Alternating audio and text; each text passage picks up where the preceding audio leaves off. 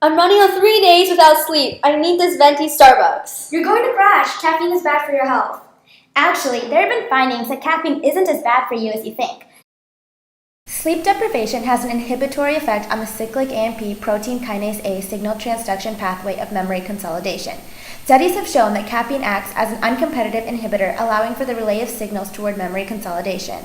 Other studies suggest that caffeine acts as a non-selective antagonist to promote wakefulness and impede memory consolidation. There are 3 stages that describe the memory process: acquisition, consolidation, and retrieval. Acquisition, the process where learning of a specific event takes place, induces a transient influx of calcium ions through the AMPA receptor channel. Calcium then binds to calmodulin, a cytosolic calcium modulator protein. There are 4 calcium binding sites available. Those high-affinity sites, with a Ka of 10 to the power of 6 to 10 to the power of 7 molar inverse at low ionic strength, have a helix-loop-helix conformation. They are commonly known as EF hands. Calmodulin then activates adenylyl cyclase 1 and 8, which are responsible for the synthesis of cyclic AMP. Linz found that in mice that lacked both the AC1 and AC8 gene, long-term memory formation was not exhibited. Therefore, the downstream targets of adenylyl cyclase 1 and 8, like cyclic AMP, are vital for memory. Cyclic AMP is the second messenger that has 3 significant downstream targets responsible for memory consolidation: protein kinase A, exchange protein, and hyperpolarization activated cyclic nucleotide gated channels.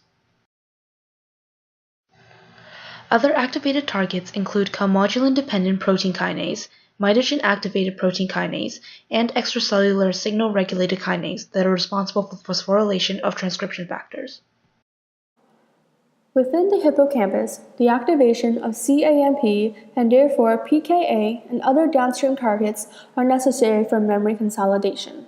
These signaling molecule levels can be affected by sleep deprivation as it interferes with the maintenance of long-term potentiation. Brief sleep deprivation alters the phosphorylation of serine 845 of the glutamate A1 subunit in the AMPA receptor. This limits the influx of calcium ions necessary for initiating the pathway. After sleep deprivation, there is also an increase in phosphodiesterase 4, which is responsible for the degradation of CAMP and thereby lowering the levels of PKA and effectively stopping the pathway. By blocking PDE4 signaling, the effects of sleep deprivation can be ameliorated, maintaining the CAMP levels necessary in the pathway for memory consolidation in the hippocampus. Competing research findings suggest caffeine's role as an inhibitor for phosphodiesterase and as an antagonist for the A2A adenosine receptor. Phosphodiesterase is the enzyme responsible for converting cyclic AMP to 5' adenosine monophosphate, which is necessary for signal termination. Phosphodiesterase catalyzes the breaking of the phosphodiester bond, which links the phosphate group of the 5' carbon to the oxygen on the 3' carbon of ribose through the net addition of water. Caffeine is a competitive inhibitor of phosphodiesterase, meaning it binds at the same active site as the enzyme substrate. Thus, caffeine prevents cyclic AMP levels from decreasing, thereby allowing the phosphorylation cascade resulting in memory consolidation to be carried out. In this case of uncompetitive inhibition, the inhibitor caffeine binds to the enzyme substrate complex where the substrate is adenosine deaminase or ADA.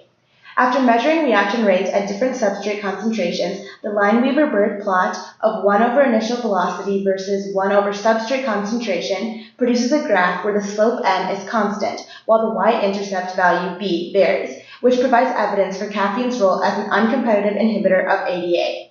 At 37 degrees Celsius, the Michaelis-Menten constant Km is 74.1 micromolar, and the dissociation constant Ki is 126 micromolar. Caffeine also functions as an antagonist, a molecule that binds a receptor in place of the ligand but elicits no response, thereby preventing the necessary ligand-receptor complex from forming and propagating its intended signal.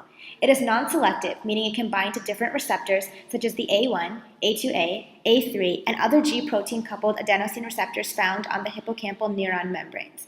Adenosine is known to induce sleep by decreasing neural activity, and caffeine binds to the A2A receptor in place of adenosine and thus conveys wakefulness. However, lack of activation of the A2A receptor by adenosine means that cyclic AMP formation is inhibited, suggesting an inhibitory effect on the cyclic AMP protein kinase A pathway described earlier.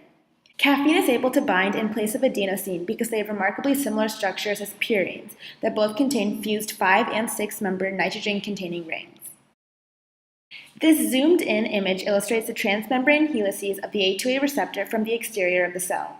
Residues key to caffeine binding are visualized and labeled with residue number, transmembrane helix number, and relative distance from the corresponding helice's most conserved residue. Caffeine binding is stabilized by aromatic stacking of the side chain of phenylalanine 168 of transmembrane helix 5, shown in blue, and the bicyclic caffeine molecule. Hydrogen bonding occurs between the nitrogen 9 of caffeine and the asparagine 253 of the A2A receptor, as well as between oxygens 11 and 12 and the histidine 278 of the receptor protein.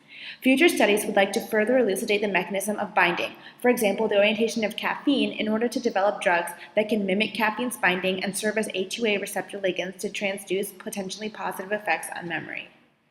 So as you can see, while caffeine may prevent deleterious effects in the memory consolidation CAMP-PKA signaling pathway, competing research suggests that caffeine may promote wakefulness and actually deter positive effects related to memory. Interesting. This is a lot to take into consideration.